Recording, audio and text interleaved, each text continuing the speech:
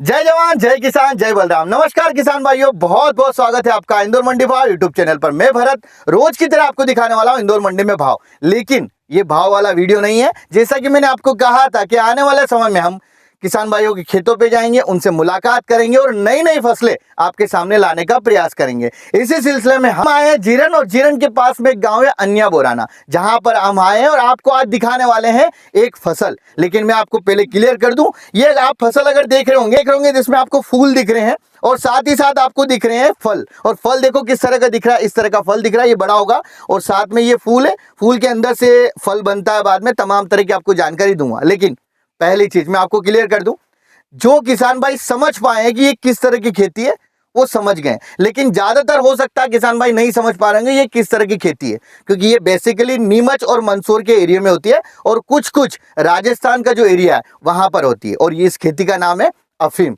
जी आपने बिल्कुल सही समझा, ये खेती है अफीम। इसके बारे में पूरी जानकारी हम लोग हमारे यहाँ के किसान भाई है उनसे बात करेंगे, उनसे चर्चा करेंगे और आपके सामने पूरी जानकारी लेके आएंगे। लेकिन एक बात आप विशेष रूप से ध्यान रखिएगा, मैं पहले ही इस वीडियो के स्टार्टिंग में बोल रहा हूँ, आप कतई भी प्रयास न करें कि आप इधर से वो बीज लेके जाएं और अपने खेतों में लगाएं, क्योंकि इसके लिए आपको मैं बता दूं एक प्रोसेस होती है। वो प्रोसेस है ये कहने की सरकार के द्वारा इसका एक पट्टा मिलता है, तभी आप इसको लगा सकते हैं, वरना इलीगल है। ये आपको कहीं ना कहीं कानूनी कहीं ना कहीं दिक्कत दे सकता है अगर आपने लगाने का प्रयास किया तो। चलिए यहाँ के किसान भाई उनसे जानते हैं किस तरह से खेती होती है, क्या होता है। दादा आपका नाम बताइए। राधेश्याम। राधेश्याम जी, आप यहीं के? अन्या बोराना। अच्छा, ये जो खेती है जो अफीम की, ये किस तरह से होती है और उसके अलावा कब सीजन में होती है, कौन सा इसके लिए एटमॉस्फेयर ज्यादा जरूरी होता है, क्या चीजें तमाम तरह की मैं चाहूंगा कि हमारे जो किसान भाई जुड़े हुए हैं उनको आप ये जानकारी दीजिए।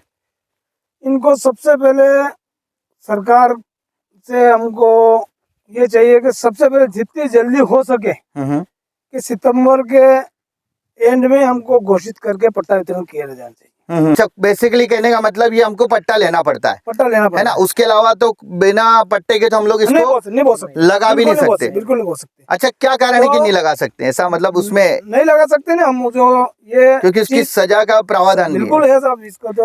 इसको तो लाइसेंस के आधार ही बोल सकते हैं, बस लाइसेंस के आधार। और ये बेसिकली नीमच मंदसौर के एरिया में होती है, ये नीमच, मंदसौर, रतलाम। अच्छा, रतलाम का कुछ, रतलाम मध्य प्रदेश के तो 3 जिला में होती है। 3 जिले में। और बाकी राजस्थान के? राजस्थान में चित्तौड़ है, प्रतापगढ़ है, कोटा है इधर। मतलब अगर देखा जाए तो एक छोटे लेवल पे होती है, छोटे एरिया में होती है। अच्छा, ये जो फसल है, ये इसका लगाने का समय क्या रहता है? और ये बिल्कुल सबसे ज्यादा प्रथम अक्टूबर के पहला सप्ताह में बोई जाती है। अच्छा, मतलब ज्यादातर जो जितनी जल्दी हो सकेगी उतनी इसका नुकसान बहुत कम होता है।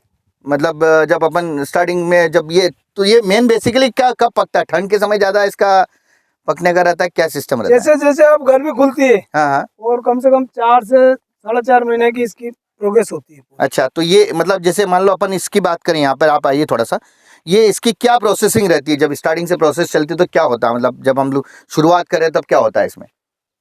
इसको खेत को 3 से 4 बार अच्छी जुताई करके फिर अपने को ये कराड़ वाला लगा के फिर अपनों को पोस्ता का छिड़काव करके, पोस्ता जो दाना होता है, जो जिसका मैं आपको बता दूं किसान भाइयों, जिसका हलवा बनता है, और जिन लोगों ने नहीं खाया है वो आप खा के भी देखो, क्योंकि वो हलवा बहुत ही स्वादिष्ट होता है। स्वादिष्ट तो होता ही होता है, साथ में उसमें बहुत सारे पोषक तत्व भी होते हैं। अगर आपने नहीं खाया, खाइए, अपने परिवार वालों को भी इस चीज का खिलाइए। चलिए हम लोग मेन मुद्दे पे आते हैं वापस। हाँ, उसके बाद हम लोग क्या करते हैं? फिर अपन को बीज का छिड़काव करना पड़ता है। हाँ, और इनको जितनी जल्दी अपन लगाते हैं तो उसके लिए इनको उगाने के लिए तो अपने को रेन पाइप की व्यवस्था करनी पड़ती है। उससे तापमान 30 से 32, 33, 35 डिग्री चलता है। उस वक्त में इसको चलने में बहुत दिक्कत आती है। अच्छा, और ये बेसिकली मतलब कितने समय में ये फ्लावरिंग आ जाती है इसकी, और कितने समय में पक के तैयार हो जाता है फल? ये 3 महीने के लगभग में ये फूल आने शुरू हो जाए, फूल शुरू होते हैं। और ये जो बेसिकली जो ये फल दिख रहा है अपने को अंदर, ये फल 4 महीने में इसके चीरा चालू हो जाएगा। चीरा। अब मेन मुद्दे वाली बात आती है कि चीरा क्या होता है? चीरा वाला के लिए जो इसके एल्कोलॉइड निकालते हैं अपन, अफीम निकल। हाँ। तो देखिए किसान भाइयों, चीरा मतलब यहाँ सीधा सा है, जब ये फल जब बड़ा हो जाता है तो इसको एक औजार रहता है हल्का सा, उसको क्या बोलते हैं हम लोग? नक्का नक्का। तो उससे हम लोग क्या करते हैं कि जो किसान भाई है उसको ये चीरा लगाते हैं। लगाते हैं। अच्छा, एक ये फल में कितने चीरे लगते हैं मतलब? उसको 3 से 4 5 तक, बेसिकली देखा जाए तो 3-4 बार ही ज्यादातर किसान लगाते हैं और उसको फल उसका मतलब वो 3 से जो 4 बार में वो बंद हो जाता है। अच्छा ठीक अच्छा। है, वो देगा दूसरा तो देगा, ये वो जैसे आप चीरा लगाएंगे तो उसमें दूध निकलता दूध होगा। निकलता है। तो वही बेसिकली दूध क्या बनता है किसान भाई? अफीम, वही जो है अफीम बनता है। और अफीम जो होता है मैं आपको बता दूं उसकी दवाइयां बनती है। और वो अफीम जो है भारत सरकार को जो अपने शायद नीमच में है, नीमच। तो भारत सरकार को जो नीमच में एक अफीम करके अफीम का एक ओपियम करके एक ऑफिस है, वहां जाके किसान भाई जमा करते हैं। लेकिन हाँ, इसका दाना किसान भाई बेच सकते हैं, वो उनके हाथों में रहता है दाना का भी। अच्छा, ये जो दाना रहता है उसके क्या भाव मिलते हैं अपने को? दाना का अपनों को कम से कम 1 लाख से लगा के 20 30 40 हजार तक। मतलब जैसा उसका क्वालिटी होगी, हाँ, जैसी क्वालिटी बनाएंगे वैसा अपनों को पैसा मिलेगा। वैसा अपने को पैसा मिलेगा। तो अच्छा, ये अभी जैसे दूसरी चीज होती है कि हम लोग ये जैसे फसल लगा रहे हैं तो इसमें अपने को बेनिफिट दानों में अच्छा खासा मिल रहा हो, बढ़िया मिल रहा होगा। हाँ, दाना में तो मिलता है ना, सब कुछ बढ़िया अपने चल रहा है। देखिए किसान भाई, मैं आपको फिर रिपीट कर रहा हूँ, ये छोटी सी भी जानकारी। अभी रहा सवाल इसमें दो चीजें, अब आपके दिमाग में प्रश्न चिन्ह उठेगा कि यार तो फिर इसको दूध निकलता है, उसका क्या प्रोसेस होता है? क्योंकि अभी ये फल पका नहीं है, आप देखेंगे पूरी तरह से फ्लावरिंग है, कहीं कहीं आपको दिखेगा। तो जो पकने वाली जो प्रोसेस है, हो सकता है कि ये अब जैसे ये कब तक तैयार हो जाएगा, एक अपन लास्ट स्टेज पे कब तक आने की संभावना है? ये अभी तो 20 से 25 दिन और लगेंगे। 20 से 25। उसके बाद वो जो आप चीरा वाली प्रोसेस है, 20 से 25 दिन वो और लगेंगे। और चीरा जैसे लगता है तो वो अपने को मतलब क्या, मतलब उसको फिर सूखने दिया जाता है सारी चीजें ना?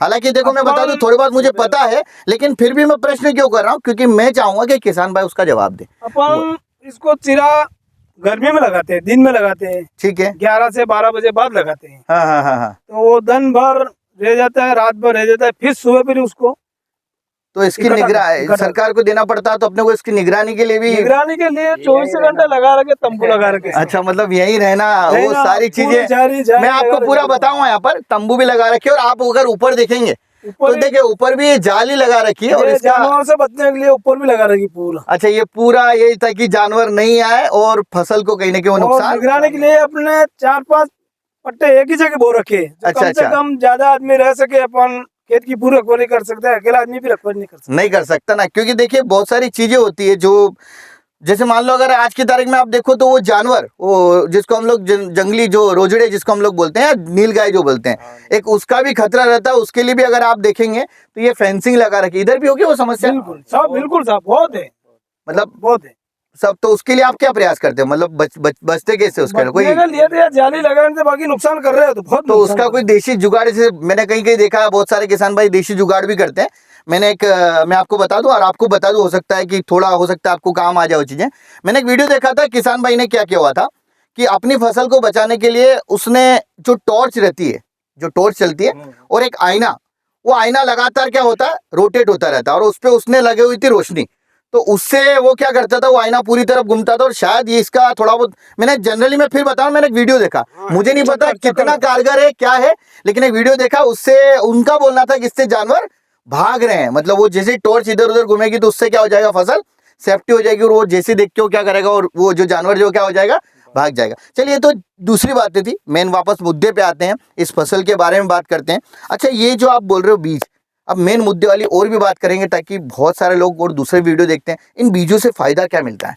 जो बीज अपन हलवा बनाते हैं, तो इसका मतलब शरीर के लिए क्या, आपको क्या लाभ, तो इतने सालों से कर रहे हैं तो आपको पता है उसका क्या फायदा है। ये बहुत गुणवत्ता चीज है, जो खाने के लिए बहुत ताकतवर चीज, बहुत ताकत, ये बात सही है कि इसके मुकाबले कोई चीज नहीं है। क्योंकि देखिए अगर वो चीज आप खाते हैं हलवे को, तो उससे आपकी तंदुरुस्ती भी अच्छी रहती है, सेहत भी अच्छी रहती है। और जो बेसिकली बच्चे रहते हैं उनको भी खिलाया जाता है, जो प्रेग्नेंट लेडीज होती है उनके लिए भी लड्डू वड्डू कुछ शायद बनते हैं, उसमें भी कहीं ना कहीं बहुत सारे यूज करते हैं। तो कहने का मतलब बड़ा सिंपल सा है कि अगर किसान भाई जो देख रहे हैं, जिन्होंने अभी तक उस हलवे का स्वाद नहीं लिया है, तो आप भी खाइए, ताकि कहीं ना कहीं उन चीजों का आपको भी अनुभव होगा कि वो क्या चीज है। पहली चीज तो ये, दूसरी चीज ये है, उसका स्वाद अपनी जगह है, लेकिन उसकी सेहत, आज की तारीख में सेहत का तंदुरुस्त होना भी बहुत ज़्यादा ज़रूरी है। तो तमाम तरह की चीज़ें थी जो हम आपके सामने लेके आए हैं। और अभी मैं थोड़ा सा और आपको पूरा फ्लावरिंग भी दिखा दूंगा। तमाम जो हमारे साथ किसान भाई जुड़े हुए हैं उनसे मुलाकात भी करवा देता हूँ। दादा, आपका क्या नाम है? राजा राम जी। दादा, अपना शंकर जी, दादा अपन कारुल। और दादा से तो आपकी मुलाकात हो ही गई है। दादा आपका क्या नाम है? अर्जुन गुजर। अर्जुन जी। और दादा अपना? शोभाराम जी। और पीछे कैमरे के पीछे खड़े हमारे मित्र, कपिल भाई। बचपन के मित्र कपिल, उनसे भी मैं आपकी मुलाकात कपिल भाई करा दूंगा। पाटीदार जीरन वाले। जीरन वाले।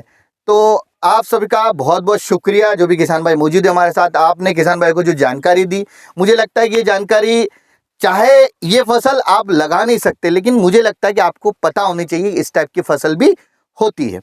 दूसरी चीज, हो सकता है कि यहाँ मैंने एक दो फसल और देखी है, अभी उसका भी हम लोग वीडियो बनाएंगे। कपिल वो कौन सी बताई थी आपने अभी? अजगन। तो वो चीज में मैं आपके सामने लेके आने वाला हूँ। तो तमाम तरह की जो हमारी सोच थी कि किसान भाइयों के सामने नई नई फसलें लेके आए, और मकसद बड़ा क्लियर है, जो मैं बार बार अपने वीडियो में बोल चुका हूँ कि सिर्फ भाव दिखाना या भाव देना मंडी के, वही मेरा मकसद नहीं है।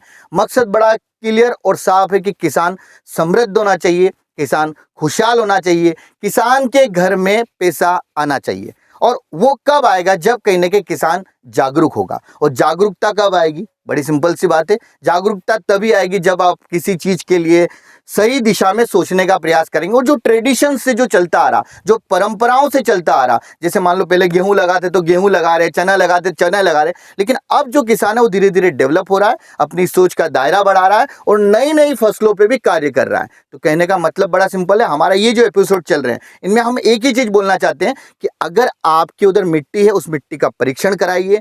आपके इधर कोई नई फसल हो सकती है तो उसको लाइए, और जो रकबा है, चाहे वो लहसुन का हो, चाहे वो आपका गेहूं का हो, चाहे सोयाबीन का हो, उनको भी थोड़ा थोड़ा सीमित करते हुए नई नई चीजों पे हम लोग कार्य करें। उससे होगा क्या कि हमको हर एक चीज के क्या मिलेंगे? भाव मिलेंगे। क्योंकि ये बात आप सभी जानते हो, आप भी जैसे किसान भाई हो, अगर मान लीजिए सोयाबीन ज्यादा, सब सोयाबीन बोएंगे, सही तो है। आपको लगता है कि सोयाबीन का भाव बहुत अच्छा रहेगा? नहीं रह नहीं सकता। रह सकता। क्योंकि भाई जितनी पूर्ति उससे ज्यादा हम क्या करते हैं, मतलब जितनी मांग है उससे ज्यादा हम पूर्ति कर रहे हैं, तो कहां से भाव ले पाएंगे? लेकिन अगर हर एक चीज थोड़ी थोड़ी लगाएंगे तो उसका असर क्या होगा कि एक बाजार भी मिलेगा और हम सब किसान भाइयों को उसका भाव अच्छा मिलेगा, भाव। दाम भी मिलेगा, क्योंकि हम लोग उतना ही पूर्ति करेंगे जितनी मांग है।